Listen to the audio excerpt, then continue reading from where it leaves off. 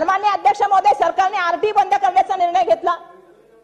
खरं तर त्याच्यावरती मला सन्माननीय अध्यक्ष महोदय खरं बोलायचंय, कारण झोपडपट्टीमध्ये राहणारा मुलगा त्याला प्रायव्हेट शाळेमध्ये जाण्याचा अधिकार नाही। गरीब मध्यमवर्गीय घरामधला राहणारा मुलगा त्याला प्रायव्हेट शाळेमध्ये जाण्याचा अधिकार नाही। आपण एका दिवसामध्ये निर्णय घेतला। आरटी हा कायदा हा देशाच्या संविधानाच्या माध्यमातून आला। 25% प्रत्येक मुलाला आर्थिक आणि सामाजिक आरक्षणानुसार शाळेमध्ये जागा मिळाली पाहिजे।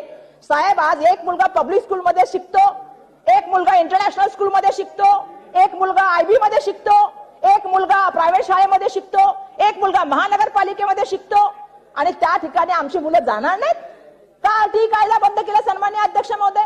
हा आरटी कायदा बंद करणं, राईट टू एज्युकेशन, हा आमच्या झोपडपट्टीमधल्या मुलांवरती आणि मध्यमवर्गीय कुटुंबातल्या मुंबईच्या मुलांवरती अन्याय असं मला या ठिकाणी सांगायला पाहिजे सन्माननीय अध्यक्ष महोदय। कोणासाठी हा कायदा केला? का ते 1 किलोमीटरची परिसीमा ठेवली? हे मला सांगायचंय। आशिष भाऊ, तुम्ही हा विभाग सांभाळलेला आहे।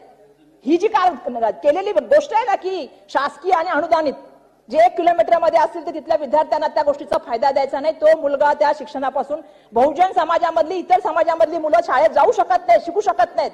त्यासाठी या निर्णयाचा पुन्हा फेरविचार झाला पाहिजे असं मला या ठिकाणी सांगायचं सन्माननीय अध्यक्ष महोदय।